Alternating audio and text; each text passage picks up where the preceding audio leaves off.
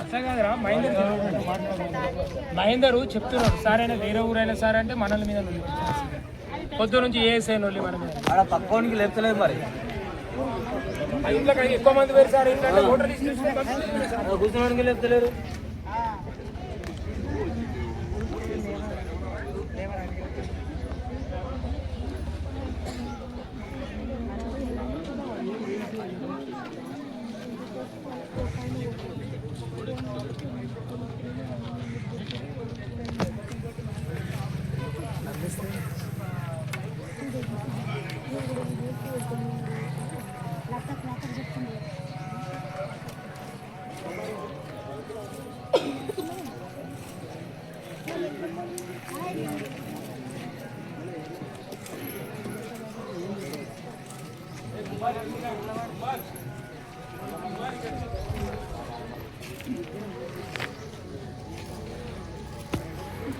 CI గారు మహిళా అభ్యర్థులు కూడా లోపలికి ఎంట్రీ చేయాలి. పోలీసుల నిర్లక్ష్యం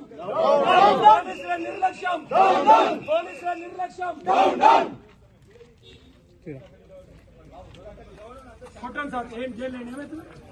మేము ఇక్కడ పుట్టి చచ్చిపోవడం సార్ ఈ గడ్డ మీద కనీసం ఒక్కని చెప్తలేడే.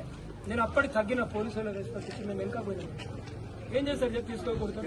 ఏం చేస్తారు నువ్వు అంటే పొద్దున్న కెమెరాలు పెడుతున్నారు, బాగానే భయపెడుతున్నారు. జిల్లా మోమిన్పేట్ మండల కొత్త కోలుకున్న గ్రామంలో నిన్న నైట్ నుంచి కూడా అధికారులు గాని ఏకపక్షంగా వ్యవహరిస్తున్నారు. గ్రామ పంచాయతీలో సర్పంచ్ క్యాండిడేట్ కు ఏజెంట్లు పెట్టొద్దు, ఓన్లీ వార్డ్ మెంబర్స్ కు ఏజెంట్ పెట్టమని చెప్పారు. నైట్ అదే మాట చెప్పారు, మార్నింగ్ 6 గంటలకు అదే మాట చెప్పారు. 7 గంటలకు మేము వెళ్లే టైంకు సర్పంచ్ అభ్యర్థి తరఫున కూడా అవతలి పక్షముల తరఫున ఏజెంట్లను పెట్టడం జరిగింది. మేము వచ్చిన ఆర్ఓ గారికి క్వశ్చన్ చేయడం జరిగింది. దాంతోనే అతను సరైన సమాధానం ఇయ్యలేడు.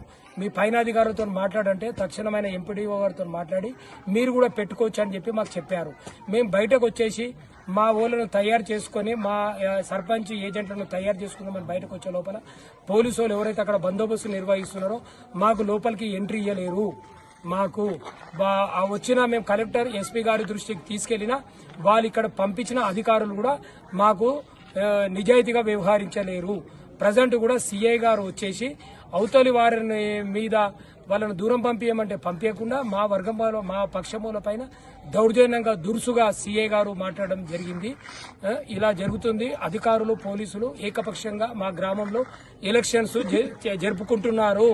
ఇలానే జరిగితే మేము మధ్యాహ్నము మా ఏజెంట్లము సర్పంచ్ అభ్యర్థులము కౌంటింగ్ హాల్ లోపలికి కూడా మేము వెళ్ళము. రేపు రాష్ట్ర స్థాయిలో ఉన్న అందరు అధికారుల దృష్టికి ఈ విషయం తీసుకెళ్తాము.